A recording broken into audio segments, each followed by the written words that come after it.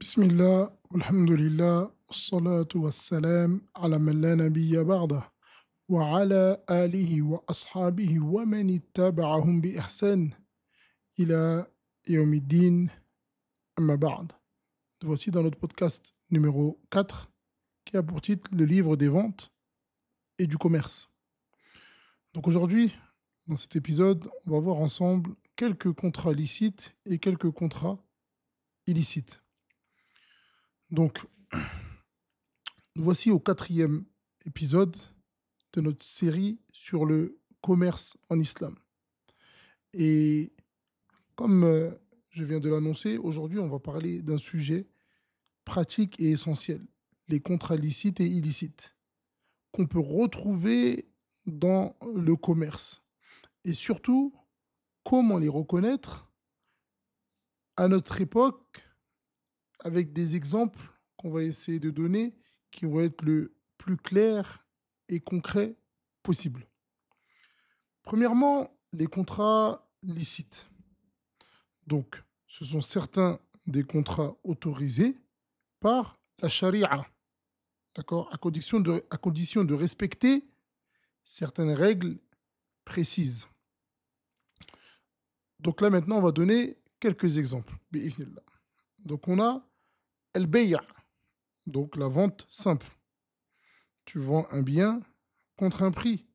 D'accord, le prix, il est convenu. Ça, c'est la base de tout commerce avec les conditions citées au cours précédent. Un exemple, tu vends un téléphone à 800 euros et l'acheteur vient et il dit que lui, il l'achète pour 800. Vous êtes tombé d'accord et la vente est effectuée. Et là, il n'y a pas de problème. Et comme on l'a déjà cité, la base fil bouyour, al-ibaha. Donc la base dans les ventes, c'est l'autorisation. D'accord? La base dans les ventes, c'est l'autorisation jusqu'à qu'on ait un dalil qui nous prouve l'interdiction. Ensuite, on a al-ijara. D'accord? Donc ce qu'on va traduire par la location. Donc la définition, c'est mise à disposition d'un bien ou un service contre une rémunération déterminée. Et al-ijara, elle a des conditions. Parmi les conditions qu'on peut citer, le bien doit être licite, utile, connu. Donc, le bien doit être licite. Donc, bien évidemment, on n'a pas le droit de louer quelque chose d'interdit. Il doit être utile et connu. On peut citer aussi, le loyer doit être défini clairement. Le loyer de cette location doit être défini clairement. Et ça rentre sous la règle qu'on a citée lors des premiers cours. Ma yu'addi ila nizar ghaliban fahuwa mamnu'. Donc ceux qui mènent à des disputes ou à des futures disputes ou à des problèmes entre les gens, alors cette chose-là, elle est interdite, d'accord, dans le bouillour. Et il ne fait aucun doute que le fait de ne pas clarifier le prix du loyer, automatiquement, c'est des choses qui vont ramener un nizar entre les gens. Pourquoi? Parce que le loueur, il a l'intention de louer, par exemple, son bien pour 500 euros, et celui qui va louer, le locataire, il pensait que le bien se louait à 250 euros, par exemple. Donc, si vous ne faites pas le bayen dès le départ, qu'est-ce qui risque d'arriver? On risque d'arriver devant un conflit. Parmi les choses qu'on peut citer,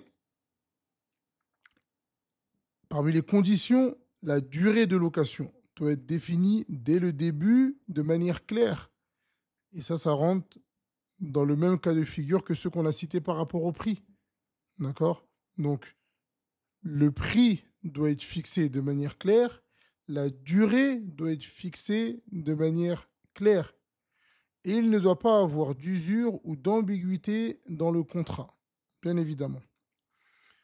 Exemple, je loue ma voiture pour 300 euros la semaine, d'accord? Et parmi les choses qui nous sont demandées, c'est de mettre les conditions bien au clair, telles que par exemple les kilomètres. si on parle d'une voiture, de mettre les kilomètres, le jour de retour, l'heure de retour. D'accord? Donc plus le contrat sera rempli, plus il y aura d'informations, plus on va s'écarter de futurs problèmes. Et lorsqu'on parle d'informations, bien évidemment, on parle des informations importantes.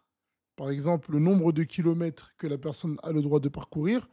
Pour quelqu'un qui va louer un véhicule, c'est une information qui est importante. D'accord? Et s'il y a, après ça, un problème entre deux personnes qui ont fait un contrat et qui n'arrivent pas à tomber d'accord, la plupart du temps, dans ce genre de cas de figure, on revient au urf. On revient à l'habitude des gens du métier. Par exemple, si on parle d'un loueur de voiture, on va revenir à l'habitude des loueurs de voitures. Qu'est-ce qu'ils ont l'habitude de faire dans tel cas de figure? Une personne qui loue une semaine, combien de kilomètres il a l'habitude d'avoir pour ce prix-là, etc., etc. Ensuite, on a ce qu'on peut appeler Bay'u as-Salam. D'accord? Bay'u as-Salam, ce qu'on va traduire par vente avec paiement anticipé. La définition, paiement immédiat pour un bien livré plus tard, avec toutes les conditions définies. Conditions pour que cette vente-là, elle soit acceptée, parmi les conditions qu'on peut citer, le paiement doit être fait en totalité au moment du contrat. Le bien doit être clairement spécifié. La nature, la quantité, la qualité, d'accord? La date de livraison, elle doit être définie. Le bien doit être de ceux qui peuvent être mesurés, pesés ou comptés. Et le vendeur doit pouvoir livrer, bien évidemment, à l'échéance. Exemple, la personne qui a commandé, par exemple, 10 kilos de dattes à livrer dans 2 mois. Donc l'acheteur, il va payer intégralement le prix aujourd'hui et il sera livré dans 2 mois. De la même manière que celui qui va acheter un téléphone avant sa sortie, ça va rentrer, il va payer le prix en entier et il va être livré par exemple dans 1 mois, un téléphone qui n'a pas encore en avant-première, etc. Ça va rentrer dans ce qu'on appelle Bay'u Salem. Et le prophète, alayhi salatu wassalam, à ce sujet, il nous dit Man aslafa fi shay, falyuslif fi kaylin ma'loum, wa waznin ma'loum, ila ajalin ma'loum. Donc il nous dit, alayhi salatu wassalam, celui qui conclut une vente, salem, ou quiconque pratique le paiement anticipé, de le faire pour une mesure précise, un poids précis et une date précise. D'accord? Donc ça, c'est la preuve par rapport à cette vente-là. Ensuite, on a aussi la vente qu'on va appeler al-murabaha. D'accord? Vente avec bénéfice connu. La définition, le vendeur achète un bien pour le client, puis le revend avec une marge connue. Parmi les conditions qu'on peut citer, le vendeur doit vraiment ou réellement posséder le bien avant la revente. Deuxièmement, le client doit connaître le prix d'achat initial et la marge ajoutée. Troisièmement, le contrat doit être clair, sans ambiguïté, et ne pas contenir de riba ou de frais de retard. D'accord? Et cette catégorie-là de vente, elle est très présente à notre époque. Mais malheureusement, les gens la font d'une manière qui est interdite. On va prendre l'exemple de la banque qui va acheter une maison pour son client. D'accord? Alors, elle va acheter la maison, elle va lui revendre en plusieurs fois, mais le prix va être plus élevé.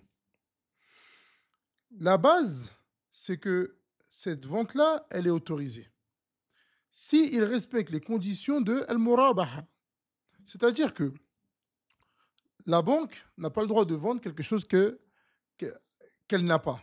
Comme on l'a vu dans les cours précédents, la tabir ma laysa indak, kama jaa fi hadith, comme c'est venu dans le hadith du prophète alayhi salatu wassalam, où est-ce qu'il dit ne vends pas ce que tu ne possèdes pas. Taïb. La banque achète cette maison, d'accord? Elle achète cette maison, ensuite elle la revend au client. À ce moment-là, c'est autorisé. D'accord? Le problème, c'est que ces banques, c'est pas comme ça qu'elles font. Soit elles vont faire signer au client une promesse d'achat. Donc, ils vont lui dire, on va acheter telle maison qui t'intéresse, mais tu dois signer une promesse d'achat. Donc, c'est une promesse comme quoi tu vas nous l'acheter. Alors, à ce moment-là, ils ont vendu ce qu'ils n'avaient pas. Ou ils vont lui dire de déposer un acompte. Et dans ce cas de figure aussi, ils ont vendu ce qu'ils n'avaient pas. Et comme le dit Cheikh Suleiman, hafidhahullah, il dit, pour que ce soit une vente acceptée auprès de la charia, il faut que la banque ou la personne physique qui va acheter cette maison-là, elle achète cette maison-là. Ensuite, elle vient, à ce moment-là, une fois qu'elle l'a achetée, elle vient la vendre à ce moment-là.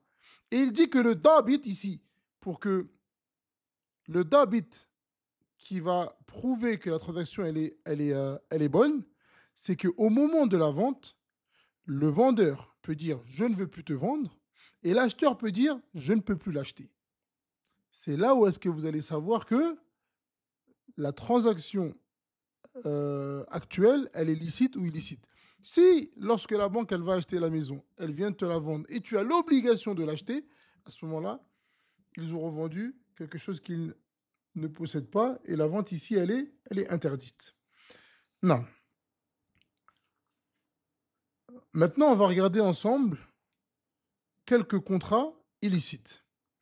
Et bien évidemment, parmi les contrats les plus illicites qu'on pourrait citer, c'est les contrats où est-ce qu'il y a à l'intérieur riba, d'accord, l'usure, les intérêts. La définition qu'on peut donner, ça va être augmentation injustifiée dans un prêt ou un échange, sans contrepartie légitime. Il faut savoir que riba, il y a beaucoup de catégories. D'accord? Il y a beaucoup de catégories. On va en citer, bi'iznillah, 2. La première, celle qui est la plus connue, c'est celle qu'on appelle riba an-nasi'a. D'accord? Donc, intérêt sur le délai. Riba nasi'a. C'est, comme on l'a dit, celle qui est la plus connue. Donc, c'est le fait de prêter de l'argent ou de vendre à crédit avec une augmentation en échange du temps, si on veut faire simple. Donc, c'est-à-dire que tu prêtes 1 000 € à quelqu'un et il doit te rendre 1 200 €. Ou tu as vendu ta voiture à quelqu'un pour 10 000 €, il devait te la payer en 6 mois, d'accord? Il n'a pas pu te la payer dans cette période-là, d'accord? Donc tu lui dis, je vais te rajouter du temps, mais tu vas devoir rajouter de l'argent. Donc des exemples qu'on peut citer, par exemple, on a le crédit bancaire à intérêt, le paiement en 3 fois ou 4 fois avec frais, d'accord? Clause de 5% de pénalité en cas de retard. On a le découvert bancaire, toutes ces choses-là, c'est du riba. D'accord?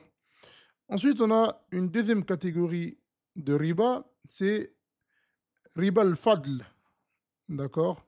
C'est qu'on pourrait traduire par un échange inégal. C'est-à-dire, par exemple, interdit d'échanger un bien contre son équivalent avec une différence de quantité. Ou que ce soit un échange de la même ou de 2 monnaies différentes, par exemple, mais qui ne sont pas faits immédiatement. Et ce que je viens de dire, ça s'applique à 6 choses qui sont venues dans le hadith. D'accord? l'or, l'argent, blé, l'orge, les dattes et le sel. Et par l'analogie, donc par exemple, lorsqu'on parle de l'or et l'argent, ce qui va rentrer à notre époque, c'est l'argent, la monnaie, les devises, l'or numérique, etc., etc. D'accord? Parce que dans le hadith, le prophète, alayhi salatu wassalam, il nous dit al-dhahab bil-dhahab wal-fidda bil-fidda. D'accord? Donc l'or contre l'or, l'argent contre l'argent. Et ici, le hadith, pour l'expliquer en quelques mots, c'est-à-dire que celui qui aura, par exemple, 100 euros, 100 euros contre 100 euros. Al-dhahab bil-dhahab wal-fidda bil-fidda. D'accord? 1000 dollars contre 1000 dollars. Et 10 grammes d'or contre 10 grammes d'or. C'est-à-dire que souvent, par exemple, on a les anciens qui ont de l'ancien or. Ils veulent l'échanger contre de l'or qui est nouveau. Alors, s'ils ont 1000 grammes d'or, ils doivent l'échanger contre 1000 grammes d'or nouveau. Ils ne doivent pas se dire, moi, c'est de l'ancien. Donc, moi, je te donne 1000 et toi, tu me donneras 900. Non, ça rentre dans le riba. Donc, à ce moment-là, la solution, c'est laquelle? Tu vends ton or et ensuite, tu achètes avec l'argent que tu as l'or que tu veux. Mais tu n'échanges pas donc l'or contre l'or avec une différence. Ensuite, parmi les choses qu'on peut citer, et ça arrive beaucoup, surtout que ce soit dans les quartiers ou les personnes qui ont des sociétés, il y a le fait, ce qu'on appelle le décaissement. Donc une personne, par exemple, elle a 100 000 euros dans son compte bancaire. Elle a besoin de liquide. La personne qui a du liquide, elle lui dit, d'accord, moi je te remets du liquide. Par contre, pour 100 000 euros, tu me donneras, je te donnerai 100 000 euros en liquide, moi. Toi, tu me feras un virement de 103 000 euros, 104 000 euros, 105 000 euros. Tout ça, ça rentre dans el-riba. D'accord? Ça rentre dans l'usure. Parce que le prophète, alayhi salatu wassalam, comme on l'a dit, il a dit al-dhahab bi-dhahab. L'or contre l'or. Donc on a dit que on faisait l'analogie, donc l'argent contre l'argent. 100 euros contre 100 euros. Que ce soit un virement, que ce soit des pièces. Si j'ai 100 000 euros en pièces et que l'autre il a 100 000 euros en billets, s'il prend mes pièces, il doit me donner 100 000 euros en billets. Pas plus, pas moins. D'accord? Et toi, tu ne dois pas lui donner plus. Si tu as 100 000 euros en pièces, tu lui donnes 100 000 euros et il te donne 100 000 euros.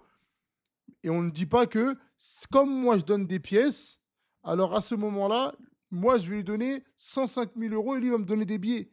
Pareil pour les grosses coupures. Ça aussi, ça se fait au niveau des grosses coupures. Par exemple, quelqu'un qui a des grosses coupures, il dit, moi, je te passe 10 000 euros en grosses coupures, par exemple en billet de 500, et toi, tu me donnes en billet de 10, par contre, tu vas me donner 500 euros en plus. Là, tu rentres en plein dans l'usure. D'accord? Tu rentres en plein dans l'usure. Et parmi les choses qu'on peut citer par rapport aux contrats illicites, on a les investissements garantis. Souvent qu'on entend ça, sans risque, avec rendement fixe.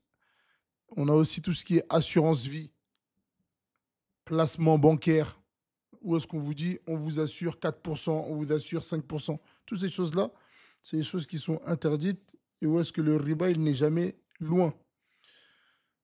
Et comme on l'a dit, les catégories d'usure, elles sont très nombreuses.